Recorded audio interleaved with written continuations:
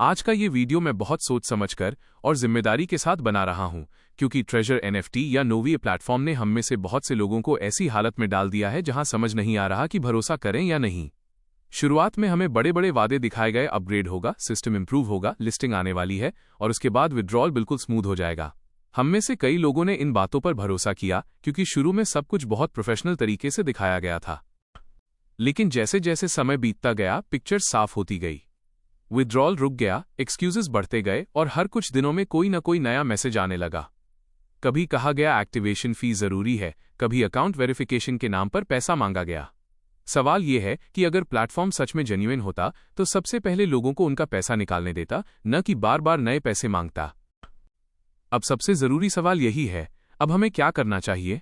सबसे पहली और सबसे इंपॉर्टेंट बात, इस वक्त ट्रेजर एनएफटी में और ₹1 भी डालना सही फैसला नहीं है, क्योंकि जो प्लेटफॉर्म पहले आपका पैसा नहीं दे पा रहा वो आगे चलकर देगा, इसकी कोई ठोस गारंटी नहीं है।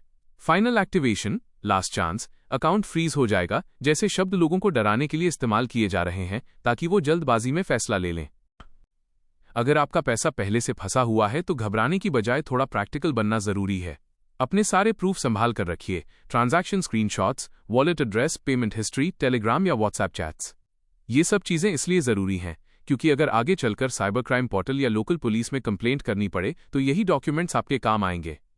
चुप रहना या सब कुछ भूल जाना सबसे गलत ऑप्शन है। बहुत लोग मुझसे पूछ रहे हैं कि क्या इस लॉस को रिकवर किया जा सकता है। मैं यहां कोई झूठी उम्मीद नहीं दिखाऊंगा। सच्चाई यह है कि ऐसे प्लेटफॉर्म से पैसा वापस आना आसान नहीं होता, लेकिन इसका मतलब ये नहीं कि कोशिश ही न की जाए। कंप्लेंट करना, रिपोर्ट करना, अवेयरनेस फैलाना, ये सब चीजें मिलकर ही प्रेशर बनाती हैं। जितने ज्यादा लोग आवाज उठाएंगे उतनी ही ज्यादा चांसेस होंगी कि मामला आगे बढ़े। इस पूरे इंसिडेंट से हमें एक बहुत बड़ा लेसन सीखना होगा। कोई भी प्लेटफॉर्म अगर बोले risk free income, guaranteed return या इन्वेस्टमेंट के बिना अर्निंग, लेकिन थोड़े समय बाद पैसे मांगना शुरू कर दे, तो समझ जाइए वहां डेंजर है। जेन्युइन काम में या तो साफ साफ मेहनत होती है या साफ साफ टर्म्स होते हैं, हिडन फीस नहीं। एक और बड़ी बात, अगर कोई प्लेटफॉर्म सिर्फ टेलीग्राम या प्राइवेट ग्रुप्स के भरोसे चल रहा है जहां सवाल पूछने पर जवाब नहीं मिलता या यूजर्स को म्यूट कर दिया जाता है, तो वो भी एक बहुत बड़ा रेड फ्लैग है। ट्रांसपेरेंसी जहां नहीं होती वहां रिस्क हमेशा ज्यादा होता है। इस वीडियो का मकसद किसी को डराना नहीं है, किसी को नीचा दिखाना नहीं है। मकसद सिर्फ इतना है कि आगे से हम सब ज्यादा सोच समझकर फैसला लें। मेहनत की कमाई बहुत मुश्किल से आती है और उसे किसी के अधूरे वादों पर लुटाना सही नहीं है। ये मामला यहीं खत्म नहीं होता।